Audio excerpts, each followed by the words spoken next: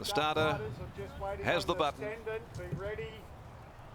All clear, given now, and they're away and racing. Mrs. Brown's Boy with Adornment, actually the first of them to leave. From on the inside, War God, who's going to be prominent. That's Funny Is working across, looking for the front, going up with it as well as Not to be Missed after the start. It's a keen tussle for early supremacy. That's Funny As is having to be stoked up by Derek de Cross, Not to be Missed, who'd settled down running second. Over on the inside then, War God, Bruce Almighty at stablemate, zipped around the outside quickly to be third in front of Adornment. Saucy Jack found itself wide, the speed slowing down. Back on the inside, Touch of Silver. Mrs. Brown's Boy relegated to last as they gallop along by the 900. That's Funny As eventually working its way to the top, just getting fired up a little as Derek tries to steady it down. Over a length clear from the grey, Not to be Missed. On its outside, three deep, Saucy Jack. Back on the inside, War God. Bruce Almighty tucked away behind those, three off the fence, but has a bit of cover there on the outside of the mare Adornment. Then Touch of Silver, who's cluttered away on the inside. Mrs. Brown's Boy is last. No more than about 5 from the leader, who's about to go. At the 500, she takes off now, and she gave That's Funny As a little dig in the ribs. At the 400, That's Funny As shot away by 2.5 lengths. War God, Not to be Missed, off the bridle, ridden along Bruce Almighty, followed by Touch of Silver. They come past the 250. That's Funny As, still by about 2.5. Down the outside, though, is Adornment starting to really pick up. That's Funny As in front. War God is getting a late run. That's Funny As, Adornment coming. That's Funny As, Adornment lunging. Adornment in the last stride, got there from That's Funny As. Touch of Silver, I thought, third from the other grade, Not to be Missed, or War God. Then came Mrs. Brown's Boy back there with Bruce Almighty, and the roughy Saucy Jack was tailed off behind them. Adornment giving William Pike his second win this afternoon. That's Funny As trying to rally, took off, went for home on the corner, got a break on them, but Adornment, third run in for the mare. And Adam Durant, William Pike combining. And it's a double race to race for the Durant yard and a double for Pike as well. Adornment has cut That's Funny As down in the very last bound. And behind those, Touch of Silver. The old grey running on into third placing in front of War God. 4-1-3-7 are the numbers. Adornment first home for Peter's Investments.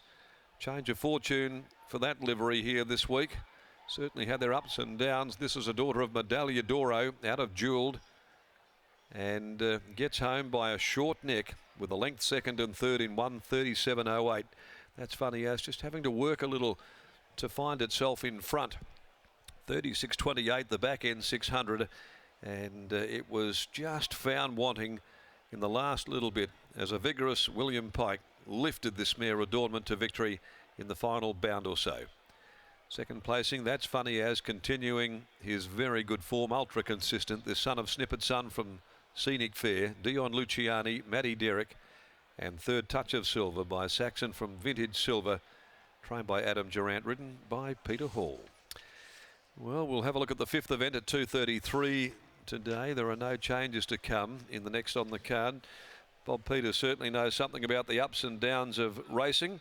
He's experienced them all, and it's been a tough couple of weeks there for him as well. But this is no doubt a pleasing result. Adornment's victory, Britt. Certainly right there, Darren. He knows it better than most, the ups and downs, but today it's an up with Adornment. Bob, we spoke to Adam Durant after his winner in the previous, and he said this is a mare that we wanted to watch at 2,000 metres and beyond, but today she was able to do it over a mile.